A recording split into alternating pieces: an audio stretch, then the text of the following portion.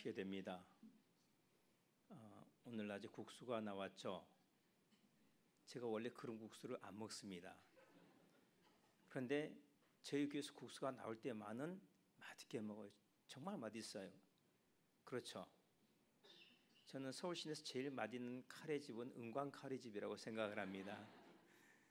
진짜 너무 맛있어요. 근데 오늘 좀 내려갔는데 제가 이렇게 쭉 국수를 받아들고 가면서 이게 양념장이 놓여 있길래 오늘 비빔인가 보다. 그리고 아무 생각 없이 막 서너 숟가락을 듬뿍듬뿍 넣었어요. 그러고 나서 보니까 국물을 퍼주는 거예요. 또 국물을 또 얼마나 많이 퍼주시는지.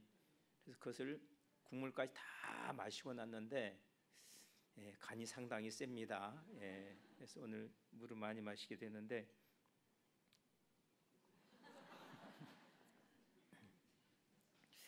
아무튼 제가 말씀드리자는 요점은 짜다는 데에 있는 게 아니고 우리 교회 밥이 맛있다는 거 말씀드리려고 그러는 겁니다. 저는 늘 이렇게 이상하거든요. 왜 밖에 나가서 아무리 잘한다고 하는 집에 가도 맛이 없는데 그건 돈 주고 사 먹으라 해도 못 사 먹겠는데 왜 교회에서 하는 건 이렇게 맛있지? 제가 달라진 건 아니에요. 그렇죠? 그래서 제 나름대로 결론을 내리기를 우리 주님이 이 요리하는 모든 분들 가운데 있고 교회 가운데 함께 계셔서 그 요리를 축복해 주신다고 생각합니다. 교회 식사 많이 팔아주시길 바랍니다. 알파 코스 첫 번째 강의는 기독교, 지루하고 거짓말 갖고 나와는 상관이 없다. 이렇게 되어 있습니다. 제가 이 제목을 보면서 왜 지루할까? 왜 거짓말 같다고 생각할까? 왜 자기와 상관이 없다고 느낄까? 잠깐 생각을 했습니다. 그 질문은 교회에 처음 나온 사람들이 던진 질문 가운데서 상당히 많이 던지는 질문이고 이야기입니다. 근데 제가 뭐 대단한 답을 찾은 건 아니고요. 그런데 그 생각을 하다 보니까 문득 그런 생각이 들더라고요. 사랑에 빠진 사람은 즐겁다. 누군가 사랑에 빠지면 그 사람 만나러 가는 게 그렇게 즐거워요. 잠도 안 와요. 그리고 세상이 참 아름답게 보여요. 똑같은 세상, 문제 많은 세상, 사건과 사고가 많은 세상, 여전히 거짓과 속임수가 난무하고 불의가 판을 치는 세상이지만 그럼에도 불구하고 세상이 찬란하고 아름답게 빛나는 거예요. 왜요? 사랑 때문에. 사랑에 빠진 사람, 사랑을 받고 사랑을 주면서 사는 사람은 사는 게 즐겁습니다. 하나님 나라의 첫 번째 특징이 무엇입니까? 기쁨입니다. 기쁨. 사랑을 하면서 살다 보면 기쁘고 즐겁고 세상이 아름답죠. 정말 살만한 가치가 있게 느껴집니다.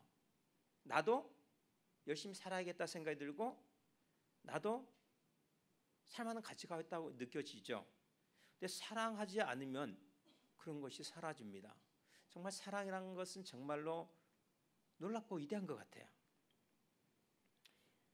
네, 교회가 불완전하고 교회에서 아무리 지지고 볶고 싸우고 해도 또 교회로 오잖아요.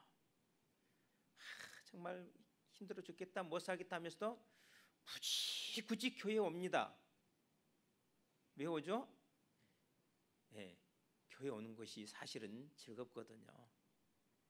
입으로는 툴툴대도 교회만큼 즐겁고 소중한 것이 없거든요. 그런데 그 마음이 어디서 온 것이죠? 예수님과의 만남에서 오는 겁니다. 내가 예수님과 사랑에 빠졌다. 내가 예수님이 누군지 어떤 분인지 알고 그 예수님과 인격적인 만남의 경험을 가졌다. 그리고 그 인격적인 만남의 경험을 통해서 내 삶에 어떤 하나님의 사건이 일어나는 것을 경험합니다. 하나님의 능력이 내 안에 흘러들어서 내 병든 영혼을 고치고 내 가정을 회복시키고 내 삶에서 뭔가 아름다운 일들을 이루어내는 것이에요. 생명에 속한 것, 경건에 속한 것, 거룩에 속한 것. 기쁨에 속하는 것들, 평화에 관한 것들을 만들어내기 시작하는데 그것을 바라보면서 경탄하게 되죠. 그리고 그런 멋진 일을 이루시는 예수님과 사랑에 빠지게 됩니다. 근데 그 예수님을 모르고 그 예수님을 만난 적이 없는 사람은 교회 와서 앉아 있어도 지루하고 거짓말 같고 나와는 상관이 없는 것처럼 느껴지죠. 제가 맨 처음에 교회 갔는데 정말 재미없어서 중간에 10분 만에 나왔습니다. 그리고 나서 한 10년 흐른 다음에 두 번째로 교회를 갔는데 첫 번째보다는 좀 나았어요. 근데 하나도 기억 안 나고 지루한 거 똑같은데 하나 달라진 게 있었어요. 성가대 찬양이 그렇게 아름다웠어요. 성가대 가사 하나가 쏙 들어오는데요. 지금도 그 찬양 가사를 기억합니다. 그 멜로디. 그때 찬송가 불렀던 사람 얼굴까지 기억해요.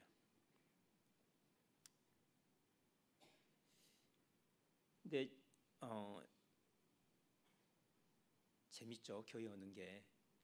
예수님 만나고 나면 교회 오는 게 재밌습니다. 혹시 이 가운데 아직 예수님 만나지 못하신 분이 계시다면, 예수님과 사랑에 빠지지 못한 분이 계시다면 주께서 긍휼을 베풀어 주셔서 예수님과 사랑에 빠질 수 있게 해주시기를 주님 여러분을 축복합니다. 그게 중요해요. 그냥 단순히 중요한 게 아니고 가장 중요한 일입니다. 그리고 그것이 모든 것을 바꿔놓습니다.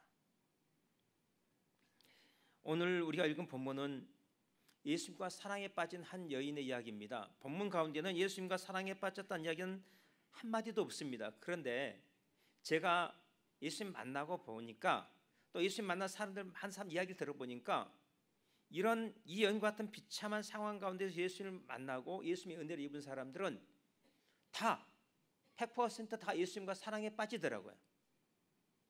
그래서 제가 사랑에 빠진 여인이라고 불러도 조금 더 이상할 것이 없습니다. 여러분 예수님과 사랑에 빠지셨죠? 첫사랑의 격이 좀 희미해지셨나? 이 여인은 여러분 잘 알다시피 혈루병을 앓고 있습니다. 혈루병이라는 것은 그냥 몸에서 하혈을 하는 겁니다. 왜 하혈을 하는지, 어떤 종류의 하혈인지는 모르겠습니다. 보통 사춘기가 지나면은 소녀가 하혈을 하기 시작하는데 그때부터 12년입니다. 그러면은 이 여인이 몇 살쯤 됐을까요? 20대 후반, 아니면은 뭐 더 됐을 수도 있고요. 근데 보통 고대인들의 평균 수명이 40세입니다. 그러면 대충 아무리 적게 잡아도 20대 뭐 후반이나 30대쯤 됐을 것 같아요. 그러면요 인생의 4분의 3이 그냥 날아간 겁니다. 아무것도 못하고. 게다가 이 하혈을 하면은 유대 율법상 이 하혈한 사람은 부정한 사람으로 취급되기 때문에 성전에 올 수도 없습니다. 예배드릴 수도 없습니다. 사람들과 만날 수도 없습니다. 그 여인과 접촉만 해도, 스쳐 지나가기만 해도 자기가 부정을 타서 하나님께 예배를 드릴 수도 없고 자기 죄로 용서받을 수도 없고 하나님 축복이 오다가도 도망간다고 생각하면은 누가 그 여인과 만나고 싶어 하겠습니까? 불쌍한 생각은 들죠. 그렇지만은 저 여인 때문에 내가 받을 은혜와 축복을 받지 못할까 봐서 보이면은 멀리서 돌아가는 겁니다. 부모, 형제, 친구, 이웃 아무도 없습니다. 철저하게 소외되고 고립된 여인. 부모님 물려주신 재산이 있었던 것 같아요. 그 병을 고쳐보려고 했는데 고생만 죽도록 하고 하나도 나아지 않고 돈만 다 없어졌습니다. 이 여인에게 남아있는 것은 정말 아무것도 없어요. 완전히 빈손입니다. 처절하게 실패한 인생이죠. 아무도 도와줄 수 없고 아무에게도 희망을 걸 수 없습니다. 아무도 다가올 수 없고 나도 아무에게도 다가갈 수가 없습니다. 살아있되 살아있는 것이 아닌 삶, 그 삶이 이 여인이 사는 삶입니다. 그래서 인생이 끝장났다고 생각하는 순간 어느 날 한 줄기 빛이 비칩니다. 예수님이 지나가신다는 거예요. 이전에 예수님에 대한 소문을 들었습니다. 많은 사람들이 예수님으로부터 고침을 받았다는 이야기를 들었습니다. 이 여인에게도 희망이 생겼습니다. 아니, 여기에 모든 희망을 걸었습니다. 내가 반드시 예수님을 만나야 되겠다. 그리고는 결심하고 예수님이 지나가기를 기다렸다가 그 예수님을 만나려고 군중속을 뚫고 들어갑니다. 이런 부정한 여인이 군중속으로 이렇게 사람들 가운데로 오면은 전체가 부정해지기 때문에 심하면 돌로 칠 수도 있습니다. 내가 오늘 돌에 맞아 죽더라도 내 기필코 예수님을 만나야겠다. 이 마음의 각오와 결단이 이 여인에게 있는 겁니다. 그래서 악착같이 사람들 틈을 뚫고 들어가서 손을 뻗어서 예수님의 옷가를 만집니다. 그런데 이 여인이 처음에 그 소식을 듣고 예수님이 가까이 오신다는 소식을 듣고 그리고 그 군중로 틈을 뚫고 들어올 때부터 가졌던 생각이 있었어요. 이 여인의 마음 가운데 딱 한 가지 생각만 있었습니다.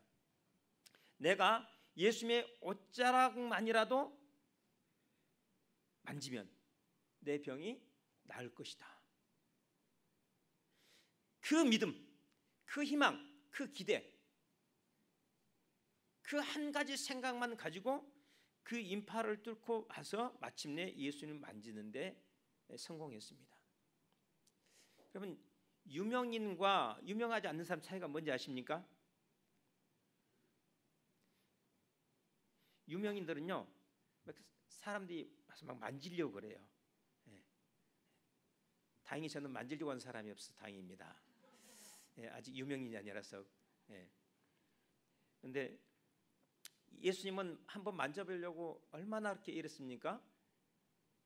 조금만 어떤 유명인이 오면은 다 사인도 받으려고 그러고 같이 사진 찍으려고 그러고 악수 한번 하려고 그러고 막 그 뭐 어르신들 가운데는 막 쓰다듬는 분들 계시잖아요. 너무 살결이 빠얗고 뭐 어떻게 이렇게 뭐 이렇게 여자보다 더 고울 수 있느냐고 뭐 만져보시다고 꼬집는 분들 계신데 이렇게 유명이 되면은 사람들이 만져보고 싶어합니다. 그리고 한 번만 딱 닿으면은 야, 나 만져봤다.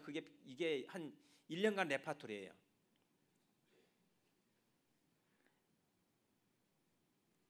수많은 사람들이 와서 예수를 만졌는데 그 가운데 여인도 끼어들어서 뭐 몸까지도 못 만지고 옷자락 그 긴 옷 끝 그것을 살짝 만졌습니다.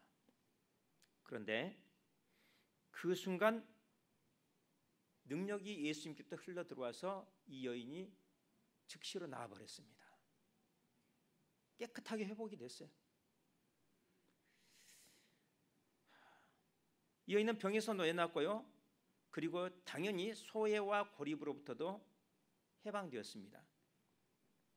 이 모든 일이 이 여인이 예수님께 희망을 걸고 믿음으로 예수님을 만졌기 때문에 일어난 일이죠. 여러분, 다른 사람이나 아무리 희망을 걸고 만져봐도 상처만 입습니다. 상처만. 당신 없이는 못 살아 그래도 가장 사랑하는 가족들부터 상처를 받지 않습니까? 그게 예수님과 다른 사람의 차이예요. 많은 사람이 예수님에 대해서 들었지만 이 여인처럼 예수님에 대해서 희망을 걸지는 않았습니다. 많은 사람이 예수님을 만졌지만 이 여인처럼 믿음을 가지고 예수님을 만지지는 않았습니다. 이 여인이 나은 것은 그가 단지 예수님의 옷자락을 만졌기 때문이 아니라 믿음으로 만졌기 때문이에요. 그래서 믿음이 중요한 것입니다. 지금 우리가 읽은 이 이야기 본문은 지금 회당장 야이로의 딸이 죽었다가 다시 살아나는 이야기 한가운데 이 삽입처럼 끼어들어가 있어요. 근데 예수님께서 회당장 야이로의 딸이 죽었다는 소식이 들려왔을 때 두려워하는 그 아버지에게 이렇게 말씀하시죠. 두려워하지 말고 믿기만 하라. 믿기만 하래요. 다른 아무것도 필요 없고 믿기만 하래요. 그러면 이 여인에게 이렇게 적용할 수 있을 것 같습니다. 다른 거 할 필요 없어. 믿음으로 만지기만 해. 믿음으로 예수님을 터치하기만 해. 그러면은 문제 해결될 거야. 이렇게 정리해 볼 수 있겠습니다.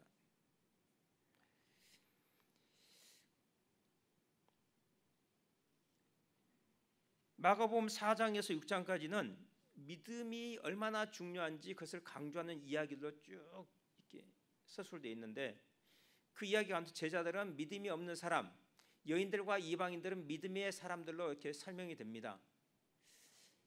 제자들이 믿음이 있어서 제자가 된 것이 아니고 예수님께서 불러주셨기 때문에 제자가 된 것이죠. 제가 목사지만 목사가 이 평신들보다 믿음 있다고 말하기 어렵습니다. 그냥 하나님의 목사로 불러주셨기 때문에 목사인 것이죠. 그렇지만 은혜로 불러주셨으니까 주님이 또 책임지십니다. 그런데 목사는 아니지만 평신들 가운데 목사님들보다 믿음이 훨씬 좋은 분들이 계세요. 정말 훌륭한 분들이 계세요. 그분들의 삶 가운데는 그분들의 믿음을 따라서 하나님의 역사가 일어납니다. 생명의 역사가 일어나요.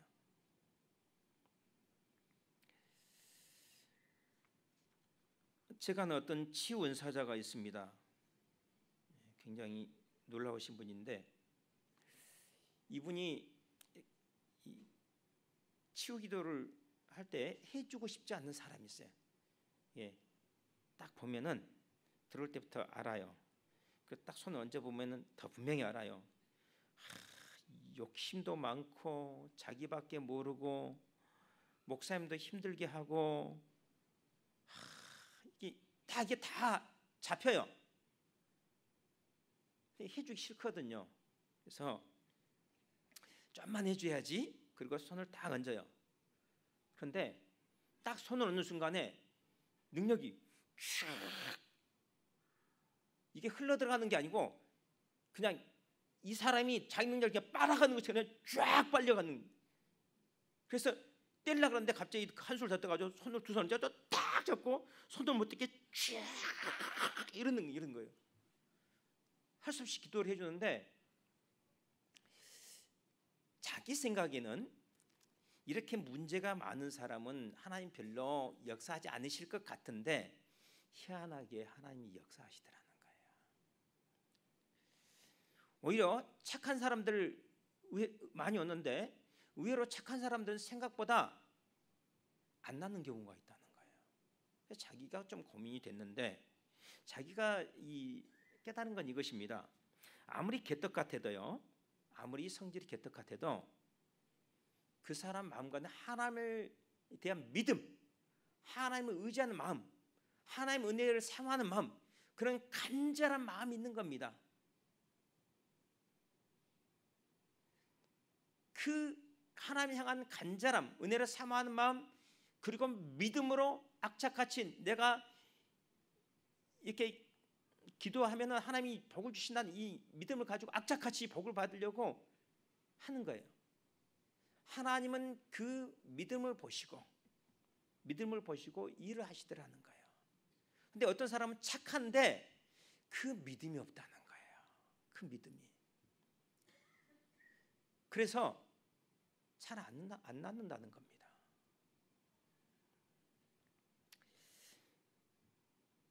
여러분, 성품은 중요합니다. 우리는 성품으로 말을 하고 복음도 우리의 선한 행실과 변화된 성품으로 그 복음의 능력을 증거하지 않습니까? 또 우리의 노력도 중요하죠. 하지만 성품이나 노력보다 중요한 것이 있는데 그것이 바로 믿음입니다. 하나님 찾으신 사람은 다른 사람이 아니에요. 하나님은 착한 사람을 찾지 않습니다. 믿음 있는 사람을 찾습니다. 하나님 앞에서 모든 사람이 다 죄인이잖아요. 자기 의의를 내세우는 사람이 있습니다. 분명히 객관적으로 더 나아요. 그런데 그런 사람 하나님 물리치시지 않습니까? 하나님 앞에서 모두가 죄인이라고요. 그런데 하나님이 받는 사람이 어떤 사람인가? 내가 죄인인 것을 인정하고, 그렇지만은 하나님께서 내게 은혜 주실 줄로 믿습니다. 믿음으로 나오는 사람을 하나님께서는 은혜를 주시더라는 거죠. 여러분, 에덴 동산에서 죄가 어떻게 시작되었습니까? 내가 하나님의 말씀을 믿지 않고 불신하는 거죠. 내가 하나님과 상관없이 독립적으로 살고 싶은 거예요. 내가 주인이 되어서. 여기서 죄가 시작되고 저주가 시작됐지 않습니까? 그러면 우리의 구원, 우리의 치유와 회복은 어디서 시작되는 것이죠? 예, 하나님을 믿는 것. 내가 하나님을 중심으로 살겠다고 방향을 전환하는 것, 하나님과 연합하며 하나님과 동의하는 삶을 살겠다고 결심하는 것에서 시작하는 겁니다. 내가 중심돼서 사는 것이 아니고 하나님이 중심돼서 살겠다고. 믿음이 없다면 우리의 노력도 소용없고 선한 행실도 의미가 없습니다.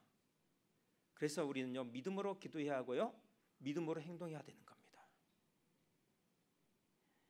그러면 하나님부터 능력이 흘러나와서 기적의 역사가 일어나기 시작합니다.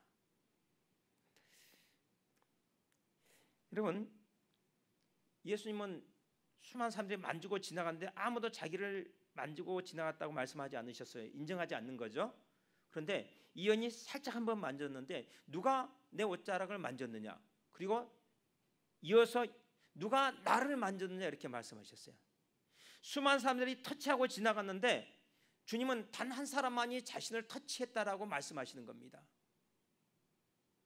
이 예배당 안에 꽉 채우면요 650명이에요. 보조제까지 넣으면은 650명이 예배를 드린다고 할지라도 주님이 누가 나를 터치했느냐, 누가 나를 만졌느냐라고 말씀하신 분은 한 사람에 불과할 수도 있다는 이야기입니다.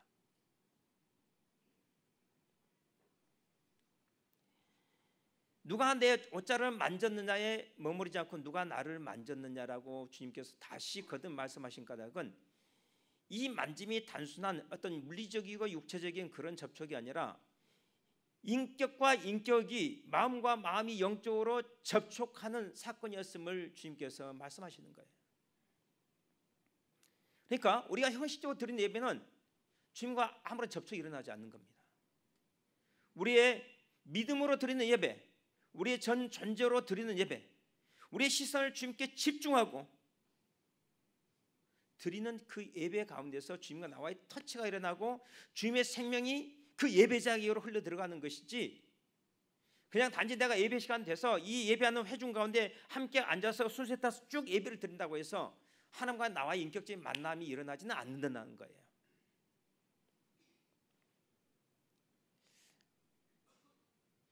내가 예배 자리에 있는 것이 중요한 것이 아니고 내가 주님과 함께 있는 것이 중요해요. 예수님의 인격을 만나는 것, 그것이 중요한데 어떻게 만날 수 있는가? 믿음으로 만나는 겁니다. 믿음.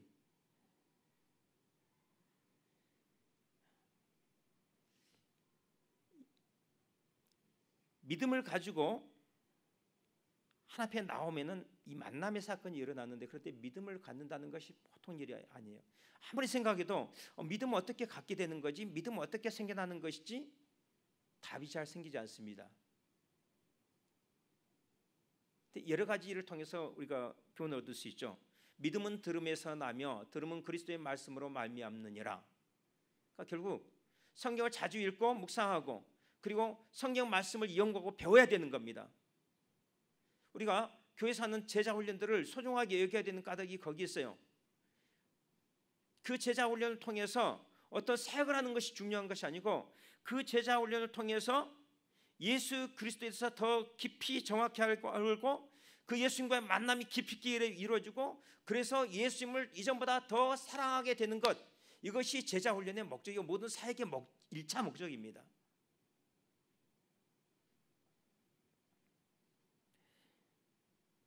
사랑하는 성도 여러분, 믿음으로 예배하면 반드시 하나님의 능력이 흘러들어옵니다. 믿음으로 예배하면요 반드시 믿음의 결과를 보게 됩니다.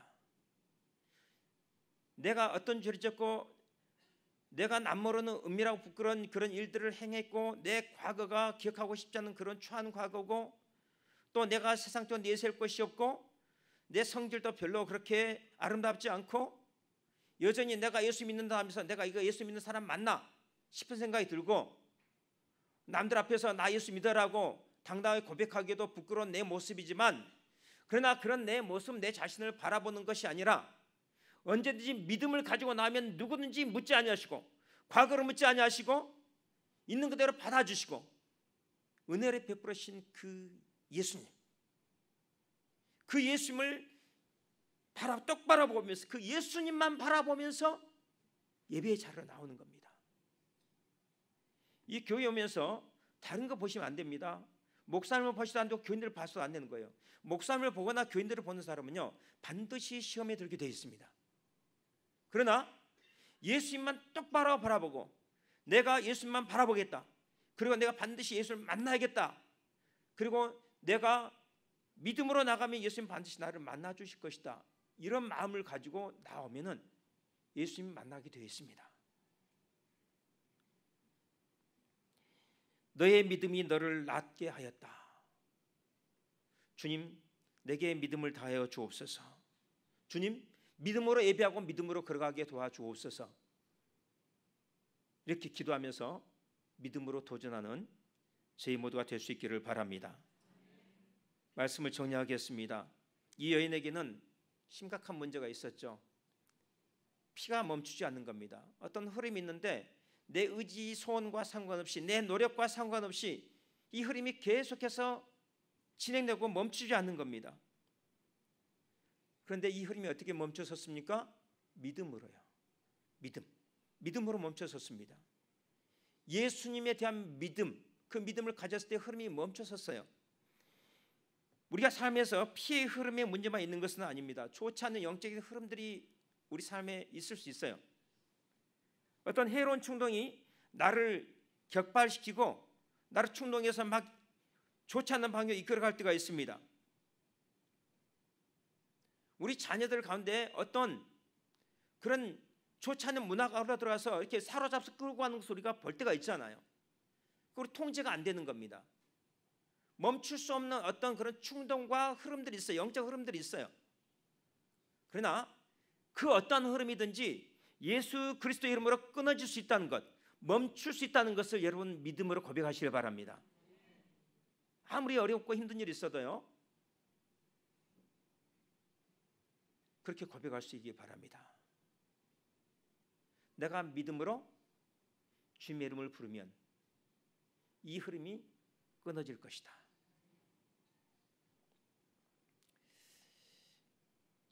물이 높은 곳에서 낮은 곳으로 흐르듯 하나님의 치유하는 능력은 믿음이 있는 곳으로 흘러갑니다. 여러분, 하나님에 대한 믿음을 가지시기 바랍니다. 하나님은 어떤 사람도 물리치지 않으세요. 그러나 하나님은 믿음으로 나아가기를 원하십니다.